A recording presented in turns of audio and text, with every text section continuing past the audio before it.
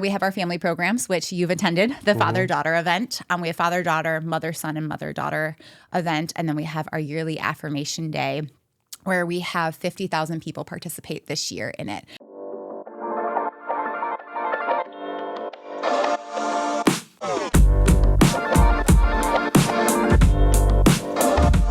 Welcome back to the Talk Midland podcast. My name is Logan Richetti with Modern Realty. Today I have my old friend, Lisa Tarkington. Old friend. Used to be Lisa. Take us back. You might have been one of my first 10 clients, too. I literally was. You were my first donor. Did you know that? I was your first donor? Besides my parents. I don't know yeah, you were one of my first donors. Isn't that crazy? Well, the self-love beauty game, back in the old days, that was your nonprofit that you started. Yeah. What year was that? That was in 2018. Okay, well, that was right before Finley came around. Yep. And so encouraging the girls to be confident became much more important to me as a new dad. Yeah. So that's where I think I started to get more involved with what you were doing. Remind us all what Self-Love Beauty was and what it's evolved into today. Yeah, so Self-Love Beauty was a nonprofit, is a nonprofit that focused on confidence and self-esteem for all generations. We evolved into the name of LEAD, so it stands for Leadership, Empowerment, Awareness, and Development in March of 2024, so very recently. And now what we do is we do the same thing. We teach people confidence and self-esteem, but it's much more broad. We don't just work with girls. People still have that notion. We work in schools, we work in organizations, we have professional development, and we have a digital platform as well so that we can teach tools and resources to ages teens and above, I would say. So the initial concept behind it when you started it, was it more geared towards helping girls have more confidence, or was that just where I saw it? Yeah, I think it just evolved on its own, I would say. When we first started, it was with women. Then we started with girls. And then from there, it was like, men need it too, or, all genders need it. And so for me, that was really important that we made the switch with the name because I no longer wanted people to think we just worked with girls. It's super important that girls have confidence and self-esteem. Same with women. But I have a brother. I have nephews. I have a husband. I have a dad. Like all of them also need these skills as well. And a lot of the implementation of teaching little girls and women and everybody's skills is through programs. Yes. What is a program and how does it work? Yeah, so we have a variety of different programs. So our bread and butter is our 4-hour workshops. That's what we're known for. We teach confidence and self-esteem. We teach taking care of your mind and body, so self-care. And we teach people, what's your purpose? What's your passion? How do you set a goal? And it's very interactive. So our in-person ones are very interactive. These are workshops that we teach really in schools and nonprofits, sports teams, those types of things.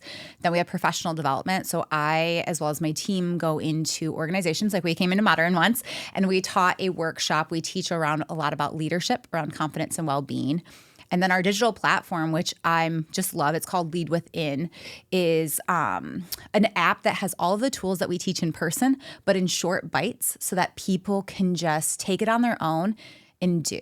So that's really cool because it's got digital PDFs so that you can just put it right in there, fillable. There's videos that you can watch. And the biggest thing for that is imagine you're having a really rough month or a year. You can pull that out and do these tools on your own. You don't always have to go to a workshop to do it. It takes you step by step. The other cool thing is organizations and schools can take this and do it right into their workplace or in schools, and they don't always need us there. We're happy to help, but we're trying to have people know that you can be empowered to lead these tools yourself. We're just happy to be along for the journey. And then we have our family programs, which you've attended, the father-daughter event. We have father-daughter, mother-son, and mother-daughter event. And then we have our yearly affirmation day where we have 50,000 people participate this year in it, where we had free tools and resources for people to just spread positivity that day. So we have lots of tools, but our programs, really the ones around confidence, well-being, and leadership is what we're known for and what we want to be known for, I would say. There's a lot going on there. I remember last couple of years, you've been working toward putting that online app together. It's been a major initiative for you as the leader to have the vision and then to actually execute on delivering that. Yeah. Do you remember when we first talked about it? Oh, yeah. I literally went to Logan's office and pulled up an Excel sheet and I said, this is my plan. And you were like, do it. And I just stared at the sheet and I was like, how am I going to do this? And I didn't for 2 years. And now we're here today. So it's fun to think about My idea never changed. I just had to be patient, which is tough, as you probably know. I do. I know. Patience is really tough in business, in nonprofit, in leadership, in any aspect. But when you have a vision, it's very easy to have. Well, there's some people that are naturally visionaries, and I think both of us happen to be visionaries. Yeah.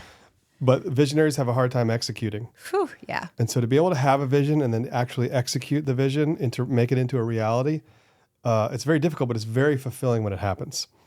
Recently, we just rewrote our client roadmap for Modern Realty. And it took us 2.5 months. I wrote every word of it.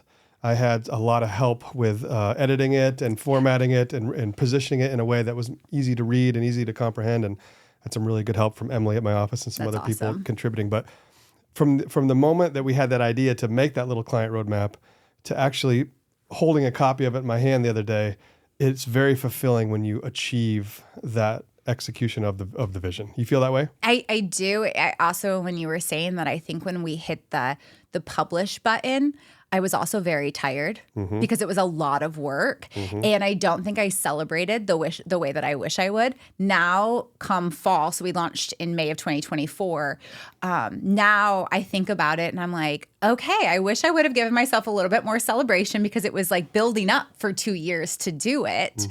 But now it's really cool to see when people utilize it or we teach someone, they're like, this is amazing. Or we have people that went through our program in August with it, and just like hearing their stories. Like that's what I love about the visionary piece is like having it and looking at it, but then getting to see people's reaction of how it's going to change their lives or make their lives easier. I think that that's the other piece is because I get so caught up in how to do it that I don't actually think, like I know why I'm doing it, the impact. But it's tough sometimes as a leader because you're just moving on to the next thing. And I think that that's something that I'm still working on, I would say. I agree that it's important to celebrate your wins when you have them. And you can come over to our office anytime and celebrate. We'll celebrate.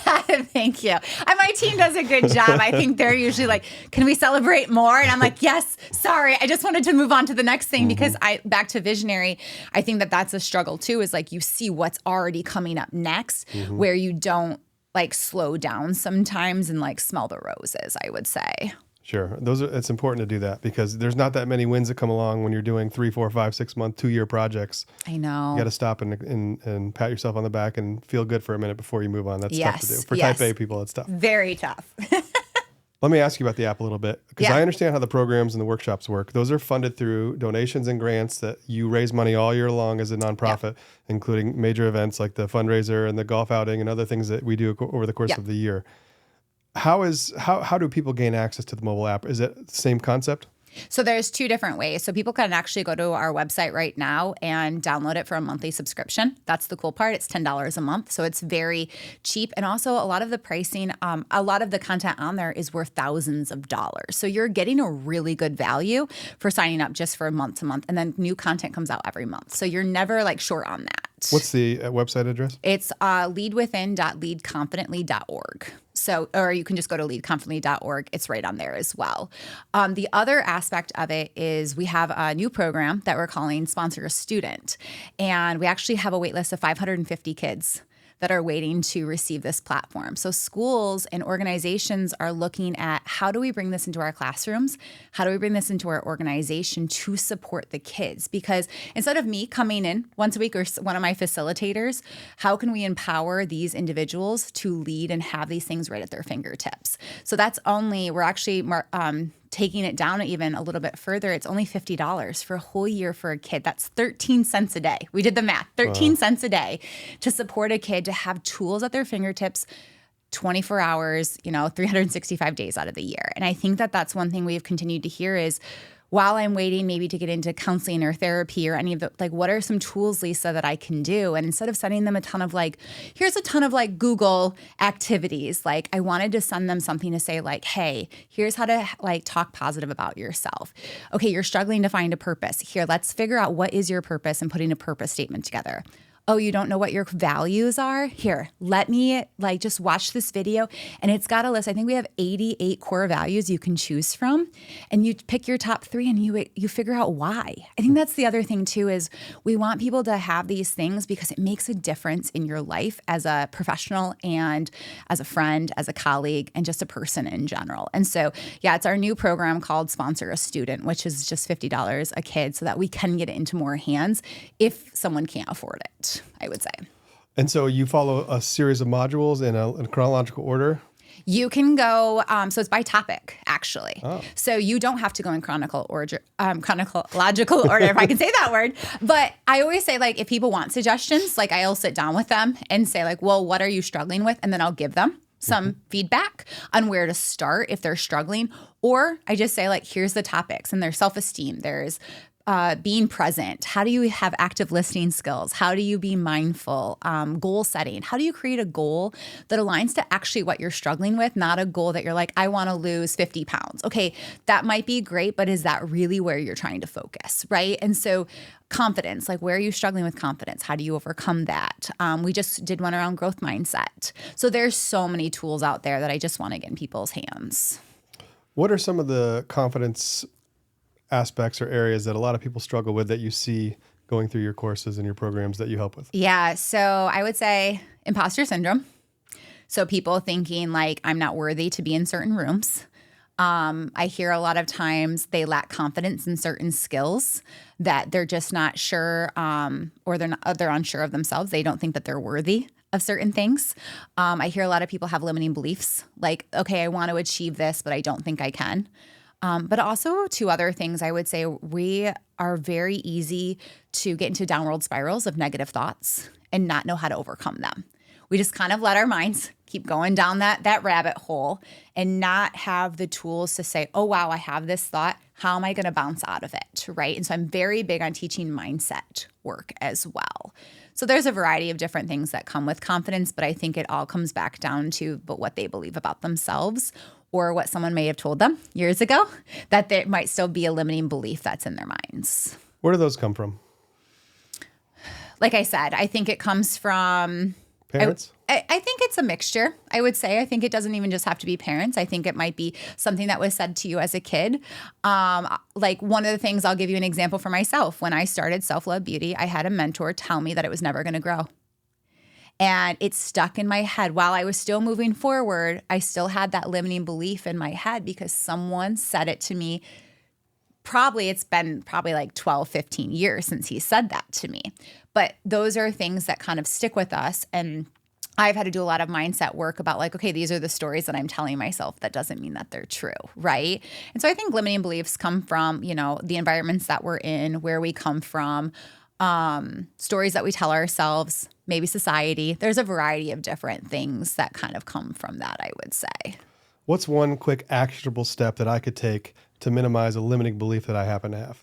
Yep. So I always tell people, if you have a goal in mind, think about, okay, I have this goal. What's holding me back from achieving it? And then picture yourself achieving it and tell yourself, okay, I've achieved it. How did I overcome that limiting belief? You can. It's usually time, I hear. It's usually money. It's usually a false belief we have about ourselves, or it's because we're not willing to ask for support. So it's just thinking through those types of things of where am I struggling, right? The other thing is we actually have a free quiz if you go to our website where you can download it and see what is the limiting belief that's holding you back. Is it people pleasing? Is it fear of failure? Is it imposter syndrome? A variety of different things. And then you can point that out. And then after you take the quiz, we literally give you step-by-steps of how to overcome if you have fear of failure. Because we want people to know hey, if you have this one, we get it, we're there. And mine actually was imposter syndrome when I took that quiz. And I was and then I read it and I was yeah, I still have it. And so someone who keynotes and speaks and stuff like that, I still have my imposter syndrome of am I supposed to be in this room? Right? But you just push through, I've had the tools now to help myself push through that. Can I ask you a question? Sure. What's a limiting belief that you have? Well, sometimes I wonder if people are interested in this podcast at all. Oh, interesting. I've done 30 plus podcast episodes now, and I wonder every time we're in a conversation, is this worthy of people's attention? Do they think what we're talking about is interesting? Do they think it's boring? Why aren't there more views, or why aren't there more likes? And what am I doing wrong? And what can I do better?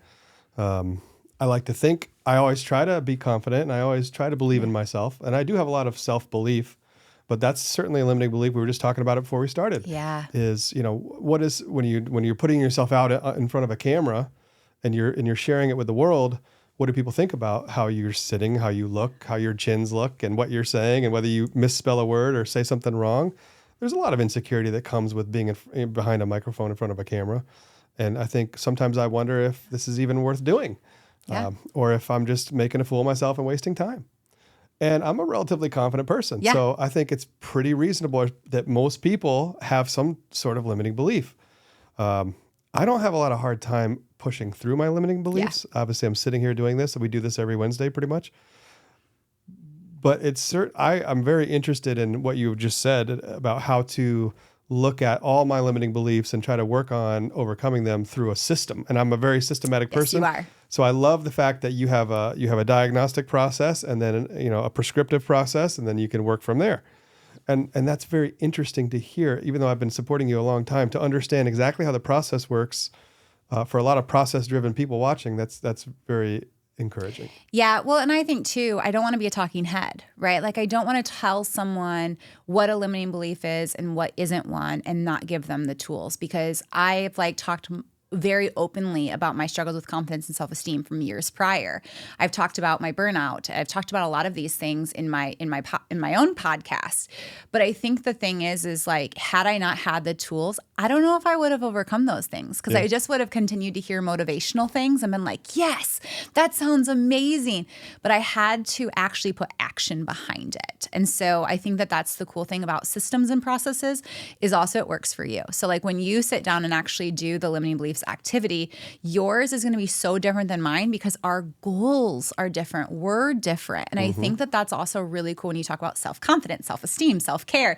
It's got the self word in it because it's about you and then it's about me. So is that why you started the Confident podcast? Tell me more. What do you mean? Well, you have the podcast called The Confident. Yeah. So what was the intent behind starting that, and how does that work? Yeah, so it's actually funny. I started it before podcasts were popular, and if I would have known how podcasts were going to blow up, maybe I would have put a little bit more effort into it from the beginning. And really, honestly, what it was is people see a lot of social media stuff that's a couple minutes long. They don't always get to know me or my story of why I do things. And I think it's important for people to know, I'm just a human too. And so I started the podcast so I could share my own story and then share other people's stories. It's really cool when I just have regular humans on the show talking about their own confidence journeys, and then hearing from the audience of saying thank you for having that person on, that they didn't make it sound like having confidence is just so easy, because it's not, right? Like you were just sharing some of the limiting beliefs you have. We have to be more honest with those things, because I think we're all scared of what everybody will think of us because we have to put this persona on sometimes. Yeah. But I've done a lot better of just being honest. And I think the podcast allows me to do that. You get 30 minutes of honest, real Lisa, which is sometimes hard because you're like, okay, I'm putting this out there in the world. I remember my brother-in-law listening to it for the first time, and he was like, I totally was wondering if you were going to be bashing the family or something like that on here, because you hear these podcasts that do those things. And I was like, he's like, but then I got to just get to know you and see why you do what you do. And I think it's important to share a story, but then give tools behind it. Right. That makes it valuable for the listener to hear. Yeah, exactly. Speaking of value, you also are a coach. I am. Yes. Love coaching. And I have been your client. Yes, I know. You and so many wonderful people in the Great Lakes Bay region, Midland. I'm so lucky. Walk us through that. So I love one-on-one coaching because a lot of times I love putting things together for groups. That's just something that I'm really good at and what my team's really good at. But when it comes to coaching, you get this one-on-one with someone to really just have conversations about the goals that you might have personally or professionally to really help you grow in them. Sometimes it's just about leadership, sometimes about confidence, and then sometimes, honestly, who doesn't just have a bad day where you just need to talk through it and then have tools and accountability at the end of the day. So my process really works. I work in organizations and businesses, and I work one-on-one with people outside of that. People sit down, we do a free consultation. I walk you through my process, how I am as a person, how I work with being confidential, all of that kind of stuff, and then we start the process. I usually do a 6-month contract or longer with individuals. And that has just been so awesome because then I can see their growth over time. But more importantly, it's not about me seeing their growth, it's them seeing their growth and making small changes into their lives. And so for me, I have a coach too. We joke all the time. Like I pretty much I talk to my coach once a week. Mm-hmm. And I don't think people realize like how powerful it is if you actually invest in it. And it's kind of almost like business counseling or life counseling. How do you describe I don't it? say the word counseling because I don't have that degree, but I would say for me, it's more of taking where you are today and taking you to the next level. Mm-hmm. So if you were Logan 4.0 right now, I would ask you what level you want to move to, mm-hmm. right? And then we would also work through like, hey, I'm struggling with, maybe it's communication. Well, where in communication? And then we would talk about that. And I love when we get to give different perspectives and help people find like, this is how I'm feeling now, but this is how I want to feel. Okay, at least we know that. So let's work towards where we need to go. And so it's just really amazing for individuals because it's about them the whole time, right? Yeah. It's not about me. It's just really coaching them on sometimes what they already know, mm-hmm. but we need that reminder. We need that accountability. And then I'm able to provide tools in that aspect too. So I just find tools very, very key with everything and also reflection. Like, are we slowing down? Are we reflecting? Or are we just trying to push through things and not making changes that could really impact us in a positive way long term? Well, I remember when we did it, I wanted to have tangible, trackable results. And a lot of people are like that. They want to quantify the outcomes. And when you're doing coaching or counseling or those things, a lot of times it's hard to quantify. Yeah. You went from a 6 to an 8. There's no scale. But you and I made some goals of things that we wanted to accomplish. Mm-hmm. And I found the accountability very helpful because a lot of times when I'm doing goals and visionary stuff, it's just me in my head. Nobody else even knows about it. Yes. Might be on a spreadsheet or a whiteboard or something, but every week we would have a conversation about where we had gotten, how far we had gotten, and then what we were going to do to get to the next checkpoint the next week. Yep. And sometimes I got there, sometimes I didn't. And when we didn't, we talked about why I didn't, what we needed to do to improve it. But there was also an element of just being able to unload and talk about the feelings associated with those hurdles and those objectives with somebody who gets it. Yes. So it's not counseling, but it's advising, and it's there's some advice on where to focus and what things are the most important, and some high fives when you do well, and some pats on the shoulder when you don't make it where you need to go. It was never high stress. It was never high pressure. It always felt like I had somebody in my corner helping me to get to where I wanted to go. And then because of that accountability, I wanted to make sure that I hit my goals for the week so that I could come back in our meeting and say, boom, boom, boom, boom, boom, check me out. You know? Yeah, we always have, like I always say, I have 2 different types of clients: the checklist people, or the people that are like, these are the skills when it comes to communication or leadership that like, they're the soft skills that are really hard for people like that are the checklist people to really slow down and say like, hey, these are the skills I need you to grow in. Yeah. These are the things that like, I've heard like, that you need to grow in. So let's focus on those, like self-awareness, communication, all of those key things, which I think is important as well with coaching. Yeah, those are really important things. They are making your employees or your teammates feel special and acknowledging that their great work that they've done. And if there is a problem with interpersonal communication, how to deal with it, and the best way to be proactive. And yes. Or delegating. Or I always hear from people too, like they want to move up, but they only know how to be tactical. Like, how do I go from tactical to strategic? How do I make that move? Or it's like, how do I make these balances between work and home life and figuring out all the in-betweens? Like, how do I gain more confidence in a new role? Like, there's so many different things. And I think that's the cool thing about coaching is everybody's a little bit different, but it's back to the accountability. And then I always say, like, you have to find a coach that you match with your personality. So that's what I love about my clients. Like, I have the best clients with that. But also, like, I've gone through, I think I've had 4 coaches in my life. And my coach right now, I I've had her for 4 years and I've never looked back because she's able to challenge me in ways that I'm willing to listen, I would say too. Would you say that corporate consulting is your favorite, helping people in the corporate life? I would say business and life. I would say those are the two. So it's coaching, consulting for sure. So I work a lot with small businesses as well as in corporations. But then I always have just people in general that are like, hey, I'm lacking confidence or I'm lacking self-love. And I work with the adult population when it comes to the coaching aspect, especially with like leaders who are just trying to take it to the next level, or honestly, they're trying to train the next level of leaders coming in. I think there's a twofold with it too, right? The generations above us who are ready to maybe retire or pass the baton, it's also coaching them on, okay, you got to let go. Let's coach you on how we're going to do that so that you can allow someone else to take over and then you can have the freedom to enjoy life as well. You also do a lot of public speaking. I do. What's that about? So public speaking is totally part of what we do at LEAD, kind of part of our professional development. So I talk about leadership. That's key. That's the number one thing I talk about. Confidence is also there, as well as well-being. So those are my 3 core topics. So I do a lot of public speaking when it comes to coming into corporations, conferences, a variety of different places to really teach them tools, have them see stories that maybe they can relate to, and then motivate them to take the next step. And that's also why we created the platform as well at LEAD, because, okay, I go to a keynote. Great, you're pumped, you're excited. Well, what's next? How are you then going to keep going with these tools? I mean, I've gone to conferences before. I'm like, oh my gosh, I'm blown away by this person.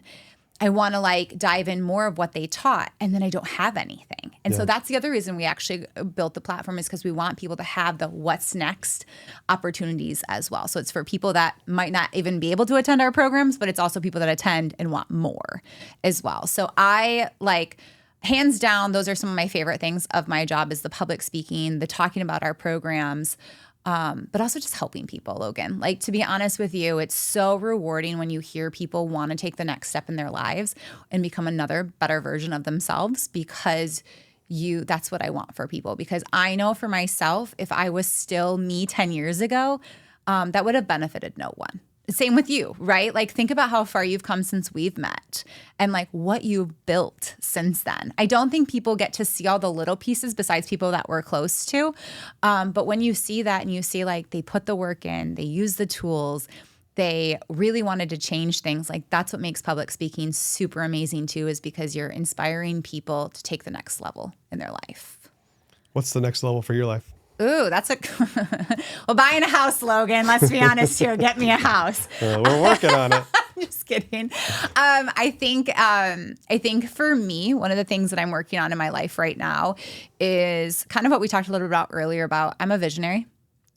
I want to save the world and do everything tomorrow. And I'm really working on right now of enjoying and smelling the roses. Am I perfect at it? Absolutely not.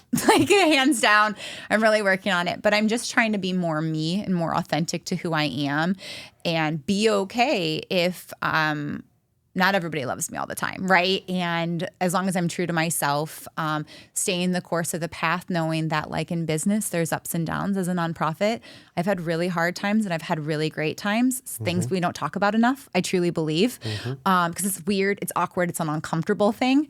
But I think I'm working better on not always getting so mad about those moments, but just kind of saying okay, it is what it is. One step forward. And honestly, we talked a few weeks ago where you said Lisa, just look 2 months out and things like that. And actually, I'll tell you, I have literally had to sit there, and when I get anxious, I'll be 2 months, Lisa, that's all you can focus on is 2 months. And it's really allowed me to surrender and enjoy this process a lot more, because I'm always wanting the next best thing for our nonprofit. I want the best next thing for people, and for myself, and so I'm really just trying to know that it's all going to happen. The app we talked about earlier, the digital platform, happened 2 years later than I'd like, but it still happened, right? And it was fine. Right. What about you? Well, strategic patience is something I have been forced to bring into my life as as the number of kids in the life improves and increases, just because there's just simply less time. Yeah. And back, 10 years ago, all I would do all day was work all day long, from dawn till dusk all day, because I didn't have as many different elements of the schedule that were priorities. And so, especially with Finley, when she came along, I immediately felt a calm and a patience that I never had before. I don't know if that's just me or if that's everybody who has a kid. Yeah. But your priorities just shift a little bit. It's not that you don't care about those things anymore. They're still important priorities to you, but you become a little bit more okay with something that should take 3 months taking 6 months or 9 months, or waiting 3 months to start the thing that's important.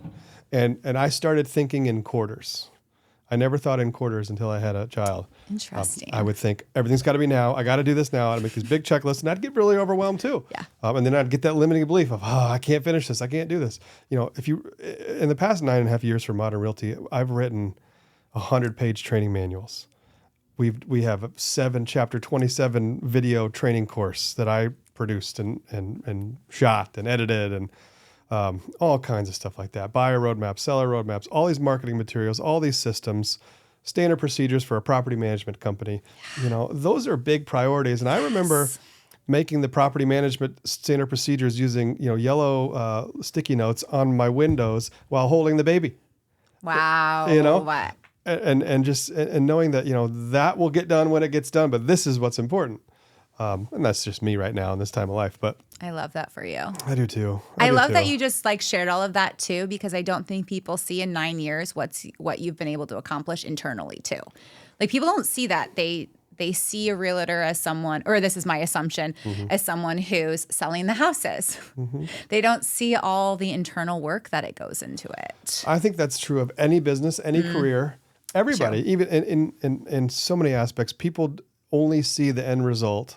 Yeah. They don't know all the work, all the hours. I've been on your board of directors before. I know. I know how hard you've worked at this. Yeah. And for how long and how consistently you have. And I've seen you cry. And as I'm about to get emotional. Yeah. I've seen you cry. I've seen you laugh. And it's okay to cry. But there is so much blood, sweat, and tears that goes into things that are important to you. Yeah. Whether it be becoming a real estate agent that's very successful and does a great job, or opening a business or a nonprofit, or writing a book, or whatever it is that you're doing. There is so much that goes into it. And I do think it's important once in a while to say that out loud and to be proud. I try not to talk about the things that I've succeeded at or I've accomplished that much, because you try to be humble. Yeah. But internally, I feel really proud of that. And I'll tell you right now, we're about to rebuild our whole training program and our standard procedures, because we've updated and evolved. And I have that feeling of, what do you call it? Lack of confidence that I'll be able to get it done. Yep. But I know that I will. And I've scheduled a meeting to get it started, and I have a team that's going to help me, and I know how to delegate that, and I know how to focus on it and schedule time and priorities, and I'm going to get it done. And it's going to make our company better. Yeah. But it is tough. And it is. Yeah, it's not easy. Well, and I think what you said is actually perfect of you have support now. Or in the past, I think too, I've had support. Did I take it? No, right? Because I think sometimes I had to do it myself first so that I could understand it, so that before I handed it off, I knew how much work was going to take for that, for them to do that. And I'll share this year, if you would have talked to me in January, I have 3 new programs we were going to roll out for LEAD this year. And I am beyond grateful for my team of just saying no. No. We had to have hard conversations, which luckily my team were all very good at. And they just were honest, let's go really good and deep on these things. And then we'll add, because I'm a visionary. I see all the things that we could do with everything. And to your point, let's make things better. Your training, you're looking at it differently now. You have a different lens than what you had when you started. And so I'm doing a lot better at being okay with that stuff. Yeah. But that's tough for any business owner. And I sometimes envy my husband, who is way more lax than me on things. And I'm always can I just take some of that in? But I also know that we've been successful because of those things. So I think everybody has their own personalities when it comes to stuff. Yeah, and you have to embrace who you are. Yes. Self-awareness is something that you evolve over time. Yes. And once you just embrace the fact that you're always going to be a type A person, you're always going to want to have a checklist. It's always going to get done by priority. And if you're with a partner that has a different approach to things like that, you just figure out how to balance, right? Totally. And he rubs off on you, and you rub off on him. And Thank God. Yeah. For real though, but I think it's that balance that matters, right? And I think to your point, like you said something earlier of I have to get it done all right now. And I used to get major like heart racing, but why doesn't anybody know that I have to give up my weekend? Yeah. I need to get this done because I think in my head, it was just sitting there because I'm a visionary. I can visualize it. I needed to get it down on paper. I've done even better of it's okay. Some of it can wait. Sometimes I'm like, nope, I got to get this out of my brain. But I've had to work a lot on that. And I'm okay with that now. It took me 6 years to get there. I have a document called Big Ideas. Oh, yes. And so anytime I have a great idea, I put it in there and then I let it go out of my body. I release it. Because if you hold those, if you could, like Elon Musk, guys like that, they just, they have so many ideas and so much, vision and motivation, but it can be overwhelming. Yes. And so one way that I found to do that is to just put it somewhere and then my mind can let it go. And once in a while, I'll open that document up and I'll read the ideas. And some of them kind of go by the wayside and some of them are great ideas and now's the time. And there's so many things that have happened to me in business and life that I've had this idea 2 or 3 years ago, and now it's coming to fruition. Even though there wasn't a direct path between the initial idea and the outcome. I have the idea, I put it in a drawer. I have the idea, I put it in a drawer. I bring it out and I put it back. But then all of a sudden, whoa, wait a minute, this is real now. When the lead when somebody fills out that form, it goes into my CRM and then it sends me an email to do something and it copies somebody else to do something. And then when I move the deal into the next stage of the pipeline, automations happen and the standard procedures for those automations are written and somebody else other than me knows how to execute those. And you lay in bed thinking about that. But to put that together, it takes a website designer, it takes a form implementer, it takes a CRM that you got to learn. You got to pay the bills. There's all these things that come. And then on top of that, you have to sleep, take care of your family, and also run a business, right? Yep. I think though that you just said that perfectly, and I want to say something with that is, sometimes for me, it's I had this idea, but it took 6 months before it clicked. We were working on some conversion stuff back in April of how to do some of those types of things, how to be more smart with our donation, just reaching out to people and all those things. And 6 months later, I'm oh, we have system. It makes sense now. But I think because back to my mind was filled with so many other things, I didn't have room for that. So that's actually something too that I talk a lot about too is you want these changes, but you have to have room for it as well. And there are many times where I wasn't ready for the change because it's uncomfortable. Right. How do you deal with idea overload, or how do you help your clients? So a lot of writing things down, a lot of it. And then the other thing is then verbalizing it. So I think a lot of people hold it inside and we lay in bed at night and think about this, a massive idea. We might tell, if we have a partner, we might tell them or our parents or someone close to us, but that's it. So then I usually say well, you have to speak into it in existence, right? As a coach, I'm always that person that you can speak to about these things. Also writing them down as goals, and then sitting with it. That's the other thing, because I've noticed now when I sit with my things, more comes up and it becomes more clear.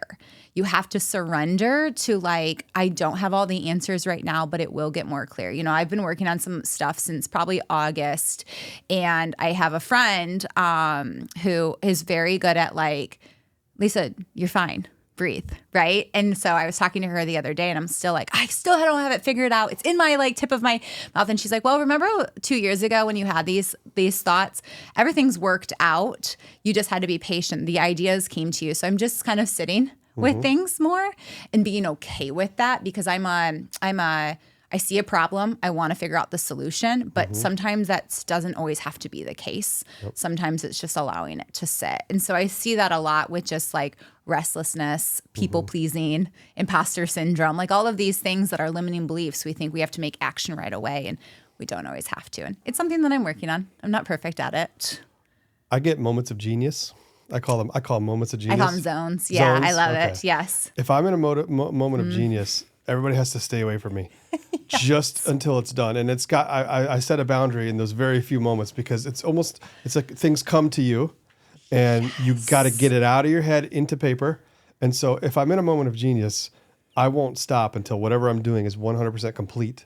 Because if I stop at 75% and I come back the next day, I won't even know where to go. Yes. Does that happen to you? Felt that to the core. Did that last night, actually. I've been trying to figure out some how to take my brain and put it out on a piece of paper for my team to see it that makes sense. Mm-hmm. And it clicked last night on what to do. Is actually I pulled out something from 3 years ago that I built. Wow. And I was like, why haven't I wanted to make everything more innovative and creative this last year. And I just went back to old school, and old school worked. And I remember my husband was sitting next to me, and my dog, he hates when I bring my laptop out, and he wanted to play. And I just was like, I have to go to the office because I'll be back. And I, for 2 hours, just got it all out. And this morning I just looked at it and I was like, some tweaks, but I was so proud of myself.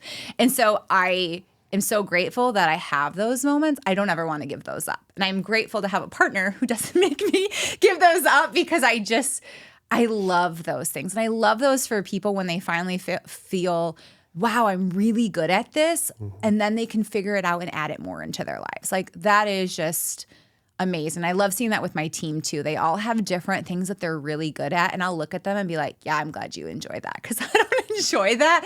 But that's why you find a team, like team members that are really good at what they do, so that I can do what I'm good at. What's the best way to get in touch with LEAD? So you can reach out to LEAD at hello@leadconfidently.org. You can visit our website at leadconfidently.org, or we're on all social media at Lead Confidently. So, and if you want to reach out to me, just DM me on Instagram at Lisa Tarkington Official. And if anybody has any good guests for my podcast, The Confident Podcast, check it out. I'd love to have some amazing people share their story about confidence. Lisa, thanks for being on the Talk Midland podcast. So glad to be here. Thanks, Logan. I appreciate you.